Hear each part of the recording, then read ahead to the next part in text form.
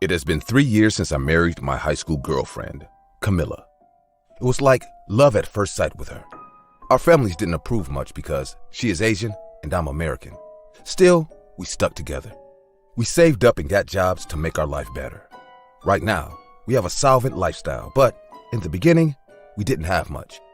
We were ready for the struggle, and to keep things low yet happy living, we did fun things most cost-effectively. And that's when this incident happened. I worked in the garage while she worked as a waitress in a small cafe at the beginning years of our married life. Like every newlywed, I wanted to take her for a honeymoon. So we saved up and decided to go snowboarding in the mountains. A guy in my garage told me about this old house that his brother rents. The house is located in the valley of the mountains. The only catch is, you have to share the space with another couple. I asked Camille about going there, and she hesitated at first, but looking at our option of going somewhere really serene and beautiful, that too, under our budget, seemed more lucrative. We did as we planned. My sister lent me her car, and we set off on a dreamy week amidst the snow. Camille and I were so happy. She was singing and laughing during the entire ride. The smile on her face lit up my world. After 2 hours, we finally started driving up the mountain. The white snow spread around us like vanilla ice cream dazzled our eyes. I even stopped the car and took pictures with Camilla. She played with the snow while I went on clicking photos of her. When we reached the location, we saw a wooden 2-storied house standing under the long pine trees that were sleeping under the blanket of snow. "Wow, isn't it beautiful?" Camilla said. "Yes, it is," I replied with a smile. I walked to the porch and took out the key from the hanging plant pot as mentioned by the owner. It seemed like we were the first couple to arrive because otherwise we would have found the house open. I unlocked the door with the key and we got inside, taking our luggage. The house was moderately nice. There wasn't much furniture inside except a big couch near the fireplace and 2 armchairs. The living room was cozy and cold at the same time. 2 bedrooms lied in the house, one downstairs and another on top of it upstairs. We were told that the top one is booked beforehand by the second couple, so we were bound to live under them. Our room had a double bed, a small table, and 2 chairs near a wide glass window. The rest of the valley was visible from that window. A night sky full of stars was an added miracle to the view outside the window. "When will the other couple arrive?" Camilla asked. "The owner said today only. Maybe they're still on their way." I told her to freshen up and went to light up the fireplace in the living room. By the time I managed to start a fire on the damp logs, snowfall started outside. We brought canned tunas and ready-to-cook meals with us. I already knew there won't be many amenities to avail here, so we came prepared. I lit up a smoke and sat on the couch just when the main door wide opened and a gust of cold wind entered the house. "Well, hello there." A man in his late 50s entered the room with a pale, tall woman. The woman was quite old too, but her face looked uncanny dark with red lipstick. She was wearing a lot of makeup that even in those dim lights, I could spot easily. The artificial pink blush on her cheek made her look freakily weird at first appearance. The elderly couple closed the door behind them and I said, "Hello, I'm Jack. You must be the other couple sharing this cottage with us." The husband smiled and replied, "Nice to meet you, Jack. I'm Dave, and this is my beautiful wife, Linda." "Where is your better half, young prince?" the woman asked in a squeaky voice. Before I could reply to her, the address, young prince, kind of startled me. I told them my wife is freshening up in the room. They looked at each other and said, "If we don't mind, we can all have dinner together." At that point, I had no other option than to say yes.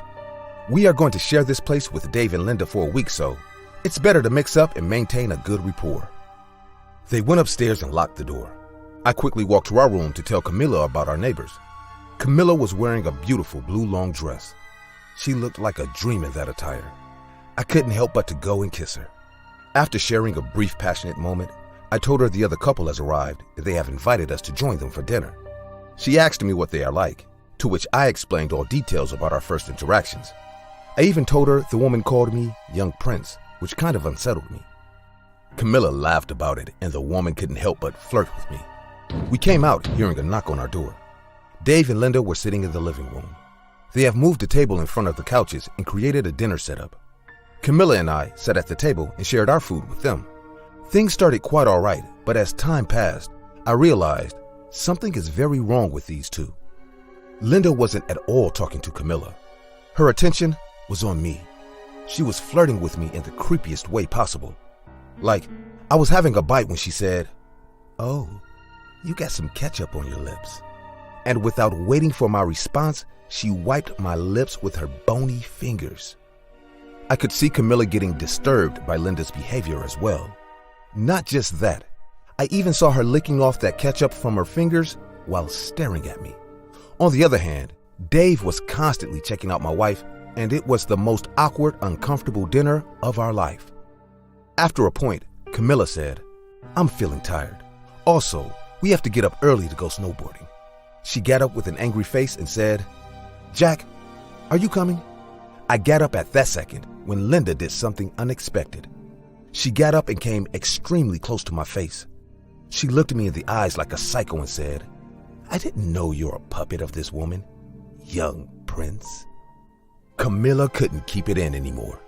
She stormed in my direction and pushed Linda, saying, "Back off. This is my husband, and you are crossing your limit. Maybe you should mind your age. Go spend time with your husband, if you have any interest in him." I tried hard not to laugh, but my girl was on fire that night. As soon as we got inside our room, we had a night of amorous lovemaking. As I slept hugging Camilla to my chest, I still couldn't forget the bloodshot, angry face of Linda after she got insulted. But she had it coming, so yeah. Don't remember what time it was, but we woke up hearing loud sounds of furniture breaking and glass shattering in the house. What was that? Camilla got up all scared. I could hear Linda screaming. She was screaming and rampaging the entire house in furious anger. We also heard Dave's voice trying to calm her down, saying, "Please, stop it. Enough now." But Linda went on behaving like a lunatic. I slowly walked to our door and was about to put my ear on the door to listen to what she was up to when the sound stopped. She just stopped screaming all of a sudden. I placed my ear on the door and tried to listen more carefully. All of a sudden, someone stabbed a huge sharp knife on the old wooden door, cutting through the wood like butter.